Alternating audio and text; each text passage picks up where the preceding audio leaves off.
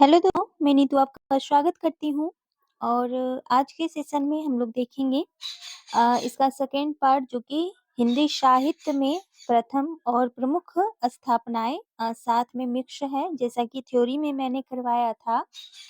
तो आज इसे देखने वाले हैं, इसका ये सेकंड पार्ट होगा। अब फर्स्ट पार्ट जो है आप लोग नहीं देखे हैं तो ज़रूर से देख लें। मैंने करा रखा है और इसका थ्योरी पार्ट भी, ठीक है? तो ये आपकी बीपीएससी टीआरई 4 के लिए काफ़ी महत्वपूर्ण है, साथ में अन्य एग्ज़ाम के लिए जो भी आप तैयारी कर रहे हैं हिंदी क्षेत्र से, सभी के लिए महत्वपूर्ण है। और चैनल पर नए हैं दोस्तों, तो चैनल को ज़रूर से सब्सक्राइब कर लें, बेल आइकन प्रेस कर लें ताकि हर इम्पोर्टेंट वीडियो आप तक पहुँच पाए और लाइक भी करें साथ-साथ और शेयर भी करें अपने दोस्तों तक। चलिए, आज के पहले प्रश्न की तरफ बढ़ते हैं। और यहाँ तक मैंने कल कराया था, टाइम थोड़ा-सा कम की वजह से, तो आज इसके आगे करेंगे और ये कंप्लीट करना है आज को। तो चलिए, तो आज का जो पहला प्रश्न है पूछा जा रहा है कि भारतीय भाषा में रचित इस्लाम धर्मावलंबी कवि की प्रथम रचना कौन-सी है?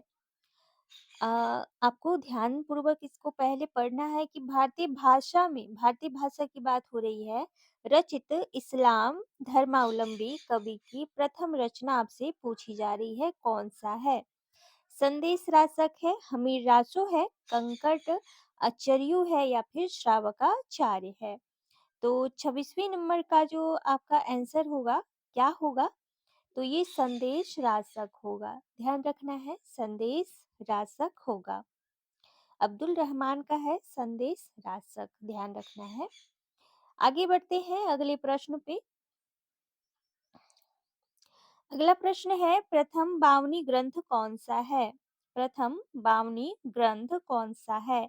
अध्यात्म बावनी, मातृका, प्रथम माक्षरा, दोहरा, बावनी, दोहा बावनी। तो प्रथम बावनी ग्रंथ आपसे पूछा जा रहा है, तो ये होगा आपका बी ऑप्शन, राइट। मातृका, प्रथमाक्षरा, दोहरा, ठीक है? तो ये बी ऑप्शन आपका राइट होगा यहाँ पर। अगला प्रश्न है, हिंदी का पहला दुखांत नाटक कौन सा है? पृथ्वीराज की आंखें, लक्ष्मी का स्वागत, रणधीर प्रेम मोहिनी, नेपथ्य राग। तो पहला जो दुखांत नाटक है हिंदी का, वो कौन सा है? तो रणधीर प्रेम मोहिनी, ये आपका पहला दुखांत नाटक माना जाता है।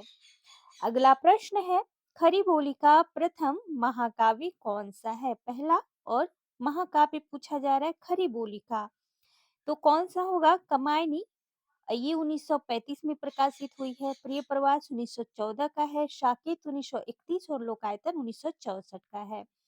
तो यहाँ पर मैंने प्रकाशन वर्ष बता दिया। तो आपको ये पूछा जा रहा है कि पहला महाकाव्य खरी बोली का कौन सा है? तो आपको बताना है ये प्रिय प्रवास होगा जो कि हरिओद का है। कमायनी प्रसाद का है। साकेत मैथिलीशरण गुप्त का है। लोकायतन किसका है? पंत का है। आगे बढ़ते हैं अगले प्रश्न पे। इनमें से चंपू काव्य का रचयिता कौन है? प्रसाद है, पंत है, निराला है या फिर महादेवी वर्मा जी हैं? तो इसमें चंपू काव्य जो है ये प्रसाद द्वारा रचित है। अगला प्रश्न है, हिंदी में काव्य शास्त्र की पहली पुस्तक कौन सी है? तो हिंदी में पूछी जा रही है, रस कलश होगा, रसिक प्रिया, साहित्य लहरी या फिर काव्य निर्णय? कौन सा होगा? तो ये साहित्य लहरी होगा। तो सी ऑप्शन यहाँ पर आपका राइट होगा। अगला प्रश्न है, 12 मासा का वर्णन सर्वप्रथम किस ग्रंथ में मिलता है? विशल देव रासो, संदेश रासक, पृथ्वीराज रासो, खुमान रासो। तो किसमें मिलता है? तो यहाँ पर विशल देव रासो होगा। ये सर्वप्रथम इसमें 12 मासा का वर्णन किया गया है। 1212 में प्रकाशित हुआ है ये, तो ध्यान रखना है। हिंदी गीति काव्य का जनक कौन है? तो हिंदी गीति काव्य के जनक जो माने जाते हैं, ये आपके माने जाते हैं विद्यापति। बी ऑप्शन आपका राइट होगा। आगे बढ़ते हैं, अगला प्रश्न है, हिंदी की पहली अतुकांत रचना है और ये अभी आ चुका था पहले जो पहला पार्ट था उसमें भी ये प्रश्न पूछ लिया गया था। तो हिंदी की पहली तुकांत रचना जो है ये आपका प्रेम पथिक होगा, ठीक है? प्रेम पथिक, सी ऑप्शन आपका राइट होगा। आगे बढ़ते हैं अगले प्रश्न पे। पूछा जा रहा है कि भारतीय संविधान में हिंदी को मान्यता कब मिली? और ऐसे प्रश्न जो है 6 टू 8 में खूब पूछे गए हैं और भाषा वाले सेशन में, यानी कि 30 प्रश्न जो आते हैं भाषा से रिलेट, उसमें ये प्रश्न पूछे जाते हैं अधिकांशतः। तो आपको ध्यान रखना है ऐसे प्रश्नों को। तो कब मिली थी हिंदी को मान्यता, ये पूछा जा रहा है आपसे। तो ये मिली थी 14 सितंबर 1949 को, ठीक है? 14 सितंबर 1949 को। अगला प्रश्न है, काशी नागरी प्रचारणी सभा के संस्थापकों में नहीं है, यानी कि शामिल नहीं है। तो यहाँ पर आपको ध्यान रखना है कि कौन-कौन शामिल है। हालाँकि आपसे पूछा जा रहा है किनमें नहीं है, तो बाबू श्याम सुंदर दास बिल्कुल थे शामिल। पंडित राम नारायण मिश्र ये भी शामिल थे, तो ये तो दोनों ऑप्शन आपका होगा नहीं। आगे देख लेते हैं अगला जो नाम है क्या है। तो डॉक्टर शिव कुमार सिंह ये भी शामिल थे। आचार्य रामचंद्र शुक्ल ये शामिल आपके नहीं थे, ठीक है? तो डी ऑप्शन ही आपका यहाँ पर राइट होगा और तीनों ये शामिल थे। अगला प्रश्न है, हिंदी उदाहरणी प्रतिनिधि मध्य सभा का गठन कहाँ हुआ था? तो हिंदी उदाहरणी प्रतिनिधि मध्य सभा का गठन आपसे पूछा जा रहा है, प्रयाग में हुआ था, काशी में, चेन्नई में या फिर कोलकाता में? तो ये कहाँ हुआ था तो आपको बताना है। तो ये हुआ था प्रयाग में। मैंने जब थ्योरी का पार्ट करवाया है उसमें ये सारे चीज को बताया है अच्छे से। तो थ्योरी वाला क्लास आप जरूर से करें, प्लेलिस्ट बनी हुई है, वहाँ पर आपको सारे थ्योरी जो वस्तुनिष्ठ बुक से मैंने कराया है वो मैंने करा चुका है। और जितना भी अभी तक थ्योरी मैंने करवाया है उसका सारा मैं PYQ MCQ में करा रही हूँ। और फिर जो है आगे थ्योरी और फिर इसके MCQ में कराने वाली हूँ। तो आपको इसी तरह से ध्यान रख के पढ़ना है। अगला है, राजभाषा आयोग के प्रथम अध्यक्ष कौन थे? कौन थे? तो बाल मुकुंद गुप्त थे, बाल गंगाधर खड़े थे, बालकृष्ण शर्मा नवीन थे, राजश्री पुरुषोत्तम दास टंडन थे। तो कौन थे? तो ये बाल गंगाधर खड़े थे। बीजी खैर भी जिसे बोला जाता है शॉर्ट फॉर्म में। अगला प्रश्न है, हिंदी प्रचारक आंदोलन में योगदान करने वाली सबसे पहली संस्था थी। तो हिंदी प्रचारक आंदोलन में योगदान करने वाली सबसे पहली संस्था आपसे पूछी जा रही है, कौन सी थी?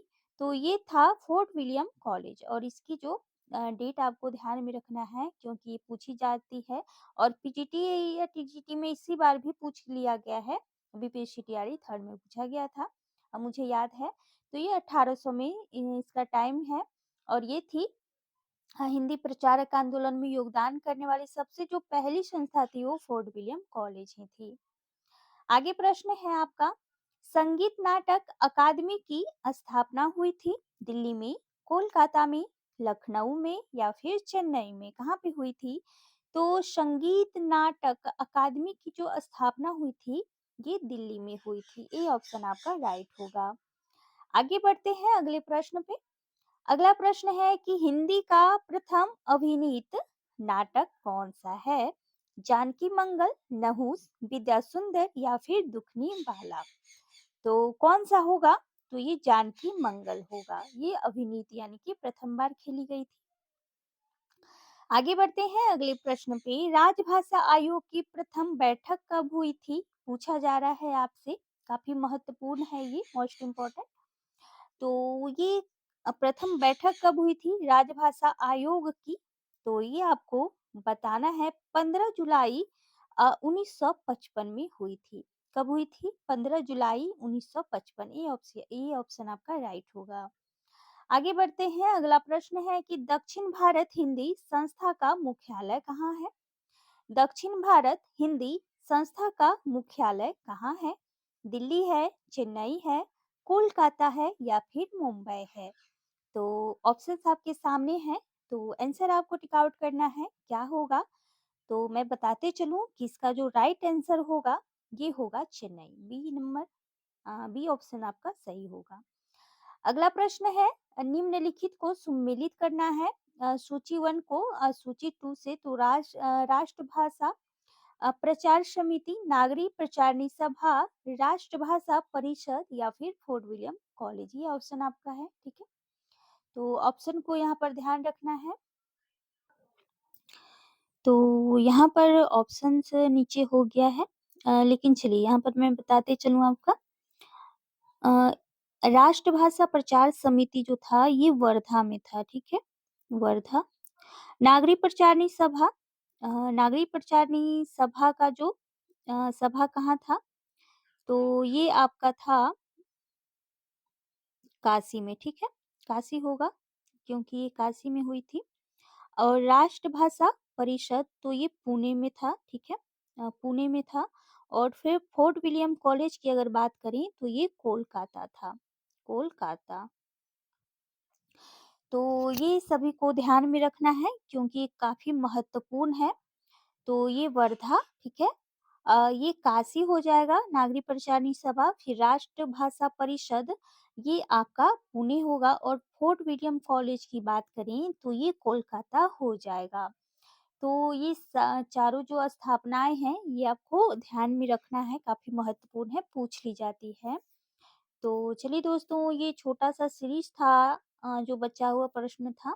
तो वस्तुनिष्ठ प्रश्न जो बुक है उसी में ये सारे प्रश्न हैं। तो ये इसका कंप्लीट हुआ, और आगे जो थ्योरी है उसका मैं कंप्लीट कराऊँगी। इसमें ज़्यादा थ्योरी नहीं था तो प्रश्न भी टोटल 44 ही थे।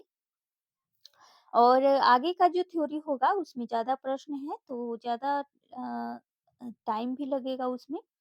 तो चलिए इस सीरीज को यहीं मैं समाप्त करती हूँ। आगे कंटिन्यूअस आप बने रहें इसी तरह की वीडियो देखने के लिए।